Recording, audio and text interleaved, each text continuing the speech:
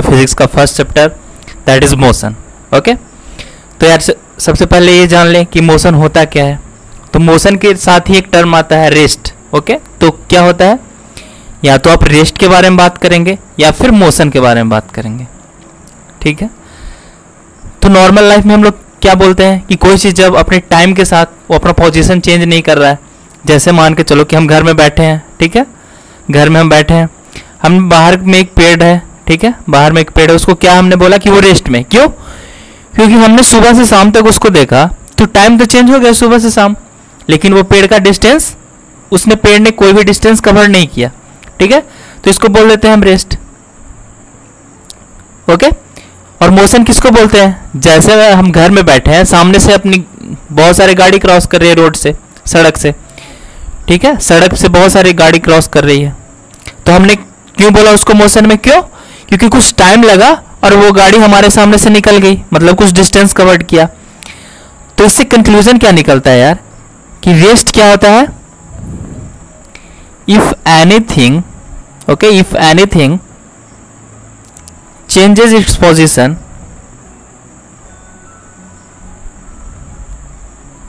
sorry, don't change it, that is the definition for motion. Okay, sorry for that, this is the definition for motion, that if anything changes its position, कोई भी वस्तु अगर वो अपना जगह change करता है टाइम के रिस्पेक्ट में, with respect to time, okay, WRT, that is with respect to time,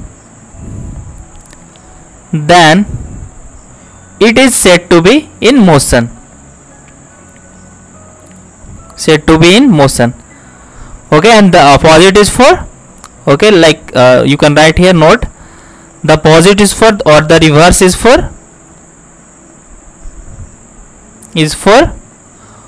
rest. Okay, it means if anything doesn't change its position with respect to time, मतलब टाइम तो चेंज हो गया लेकिन वो अपना पोजीशन चेंज नहीं किया, तो उसको क्या बोलेंगे हम कि वो रेस्ट में है। लेकिन यार यहाँ पे कंफ्यूजन आ जाती है, ठीक है, सबको आती है, कि सबसे बड़ी चीज़ है कि अगर मान के चलो कि तुम रोड पे बैठे हो, ठीक है, सामने से एक तुम्हारे गाड़ी क्रॉस किया, तो गाड़ी में बैठा हुआ बंदा, उसको क्या लगेगा कि वो तो रेस्ट में है लेकिन गाड़ी पीछे जा रही है। अब हम लोग थोड़े बड़े हो गए, समझदार हो गए, तो ये नहीं सोचते हैं, लेकिन याद करो अपने बचपन के वो दिन, ठीक है, उसमें क्या होता था, हम सोचते थे कि अरे गाड़ी तो मेरी खड़ी है, रोड पीछे जा रही है, पेड़ पीछे जा रहा है, ठीक है, तो उस समय क्या होता था, एक कंफ्यूजन हो जाता था कि हम रेस्ट में है या फिर गाड़ी, सॉरी, या फिर रोड या फिर पेड़ जो है वो मोशन में है या फिर वो रेस्ट में है। ठीक है, तो कंफ्यूजन का मेन कारण क्या होता है? Reference point. Okay, reference point, that means what is reference point? Reference point, it is a position, okay, it is a position from where we are observing the motion. okay, यानी वो position जहां से हम लोग motion को, ठीक है, या फिर मोशन को एनालिसिस कर रहे हैं, फ्रॉम वेयर वी ऑब्जर्विंग और एनालिसिस द मोशन। हम लोग मोशन को हम एनालिसिस कर रहे हैं जिस पॉइंट से, ठीक है, जिस पोजीशन से, उसको बोलते हैं रेफरेंस पॉइंट। काफी काम की चीज है, ठीक है। तो सबसे बढ़िया एग्जांपल इसका ये ले सकते हो कि जैसे कोई आदमी मून पे गया, ठीक है, मून पे गया, तो उसको क्या लगता है कि जो अर्थ है वो रोटेट कर रहा है, अर्थ जो रिवॉल्व कर रहा है, ठीक है। अगर यहाँ पे देखें हम अर्थ को, ठीक है, अर्थ को देख लें तो रिवॉल्व कर रहा है, मतलब क्या हुआ कि यहाँ पे जो भी प्लांट्स होंगे या फिर घर जो भी होगा या फिर हाउस जो भी इस तरीके का होगा जो कि हमको रेस्ट में लग रहा था, वो यहाँ पे कि यहाँ जो आदमी खड़ा है, मैन जो यहाँ पे है, ठीक है, उसको क्या लगेगा कि दिस इज इन मोशन, क्योंकि पूरा अर्थ ही मोशन में है, ठीक है। तो जो चीज हमको अर्थ पे जब हम थे, ठीक है, जब हम यहाँ पे थे, तो जो चीज हमको रेस्ट में लग रहा था, ठीक है, वो चीज क्या हुआ कि जैसे ही हम मून पे गए, यहाँ पे जैसे ही आए इस पोजीशन पे, ठीक है, तो हमको क्या लग रहा है वो चीज कि मोशन में हो गया। वही चीज प्लांट्स, हाउस, सारा कुछ क्या हो गया, मोशन में। क्यों? क्योंकि जब हम अर्थ से एनालिसिस कर रहे थे तो हमारा अर्थ अपना रेफरेंस पॉइंट था, तो उसके अकॉर्डिंग क्या था, जो प्लांट्स है, हाउस है, जो भी नॉन लिविंग थिंग्स है, वो हमको क्या लग रहा था कि वो रेस्ट में है। लेकिन जैसे ही मेरा रेफरेंस पॉइंट चेंज होकर मून हो गया, तो हमको क्या लग रहा है कि वो चीज मोशन में है, ठीक है। तो रेफरेंस पॉइंट बहुत इंपॉर्टेंट चीज है, तो इसको आप लिख सकते हो कि it is a position from where you are observing और एनालाइजिंग द मोशन, जहां से हम लोग मोशन को देख रहे हैं या फिर ऑब्जर्व कर रहे हैं। हम घर में बैठ के देख रहे हैं कि गाड़ी जा रही है, तो जहां पे हम बैठे हुए घर में वो अपना हो गया रेफरेंस पॉइंट। ओके, तो ये हो गया यार। इसके बाद हम लोग नेक्स्ट है डिस्टेंस एंड डिस्प्लेसमेंट। तो उससे पहले यार हम लोग पढ़ेंगे डिस्टेंस एंड डिस्प्लेसमेंट से जस्ट पहले, क्योंकि उसमें एक माइनर सा जो डिफरेंस है वो क्या होता है कि फिजिक्स के हर पार्ट में डिफरेंस होता है, वो है अपना स्केलर एंड वेक्टर क्वांटिटी।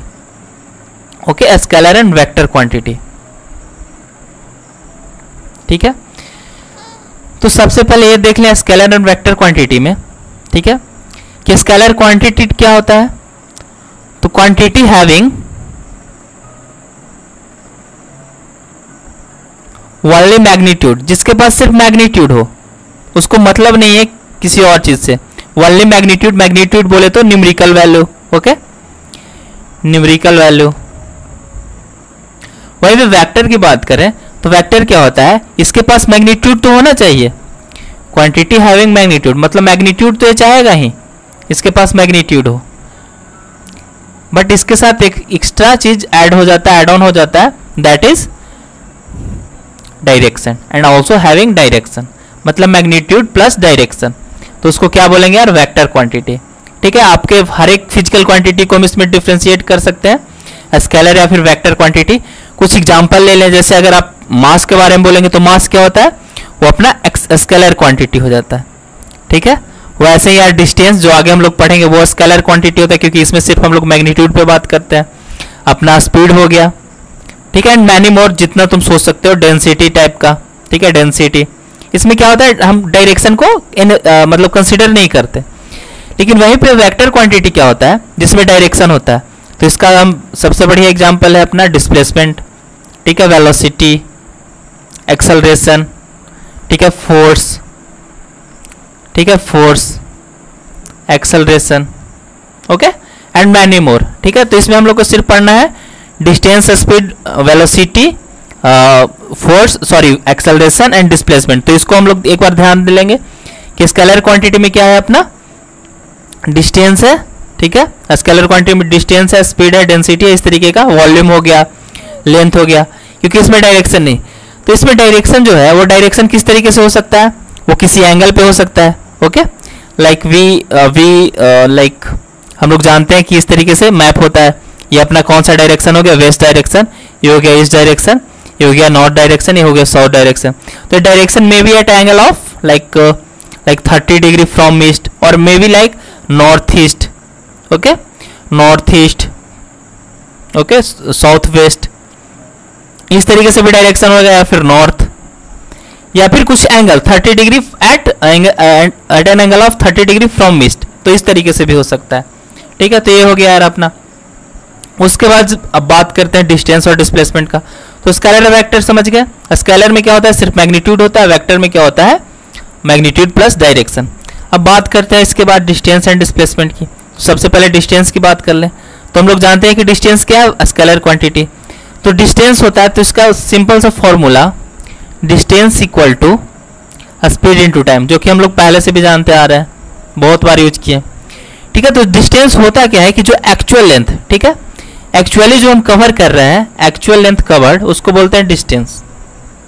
इसका मतलब क्या हुआ, तो वो समझ लेते हैं यार। ठीक है, तो ये फॉर्मूला काफी इंपॉर्टेंट है, क्योंकि फिजिक्स का सिंपल सा रूल है, जितना ज्यादा तुम्हारे पास फॉर्मूला का बैंक होगा उतना तुमको फिजिक्स इजी लगेगा, ताकि तुम क्वेश्चन समझो।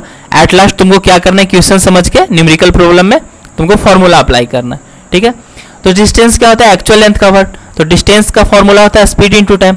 तो एक्चुअल लेंथ कवर्ड क्या हुआ, मतलब कि मान के चलो कि तुम्हारा कोई एक लोकेशन है, ठीक है, तुम कहीं पे भी रहते हो, ठीक है, इमेजिन करो you are in the Patna city, okay, like Patna city, and तुम्हें बॉम्बे जाना है। ठीक है, तो क्या करते हैं हम, इमेजिन करो, लेट अस जस्ट इमेजिन कि कुछ रूट इस तरीके का होगा, इस तरीके का, it might be the different, okay, but let's just imagine कुछ इस तरीके का रूट होगा। ठीक है, यहां से यहां जाने में, तो जो हम एक्चुअल लेंथ जो कवर कर रहे हैं, यहां से ऐसे आए, यहां से फिर ऐसे ऐसे जो गए, तो इसका जो टोटल डिस्टेंस होगा उसको बोलते हैं, सॉरी, टोटल लेंथ होगा उसको बोलते हैं डिस्टेंस। ओके, तो जैसे ही डिस्प्लेसमेंट पढ़ेंगे तो दोनों को जब डिफ्रेंशिएट करेंगे तो वो ज़्यादा क्लियर हो जाएगा। तो यहीं पे क्या करते हैं हम लोग, डिस्प्लेसमेंट को भी देख लेते हैं।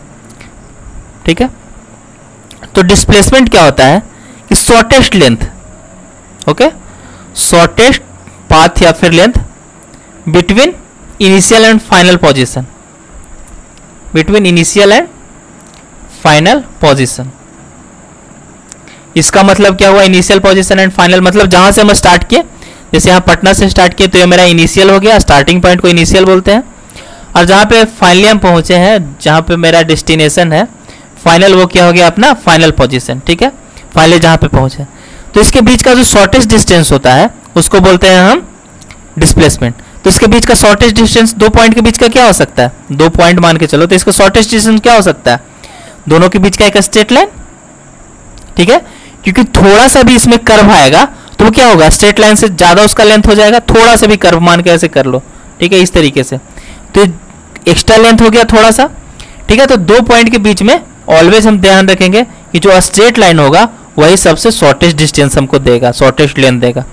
ठीक है, तो जब भी डिस्प्लेसमेंट निकालना है तो क्या करते हैं हम, दोनों पॉइंट को के बीच में एक स्ट्रेट लाइन ड्रा कर लेते हैं। जैसे इस दोनों पॉइंट के बीच में निकालना है अपने को डिस्टेंस, सॉरी डिस्प्लेसमेंट, तो क्या करेंगे, एक स्ट्रेट लाइन ड्रा कर देंगे।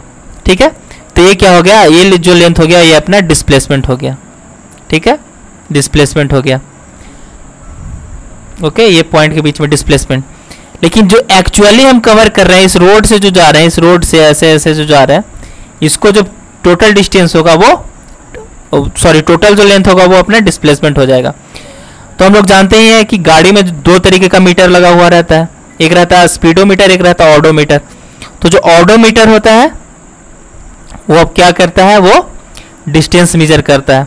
जैसे हम गाड़ी खरीदने जाते हैं तो पूछते हैं ना कि 5000 किलोमीटर चला है या फिर 10,000, तो वो किसके बेसिस पे हम लोग पता करते हैं, ऑडोमीटर का। और स्पीडोमीटर क्या आता है, वो हमें इंस्टेंट स्पीड बताता है। जब हम गाड़ी चलाते हैं तो पता चलता है कि अभी 20 किलोमीटर पर आवर से गाड़ी चल रहा है, तो हमें स्पीड मेजर करता है। ठीक है, तो दोनों चीज हो गया। ऑडोमीटर क्या बताता है, डिस्टेंस, और स्पीडोमीटर स्पीड को मेजर करता है। ओके, तो इस पे नेक्स्ट चैप्टर में हम लोग क्या करेंगे, एक न्यूमेरिकल करेंगे। उस पे क्या हो जाएगा, sorry next part of video we will come with a numerical problem in which we will solve some numerical problem, and after that you will be very clear about the distance and displacement. Okay, so if you like, hit the like button if you like this video, and please subscribe and share as more as possible. Okay, thanks for this.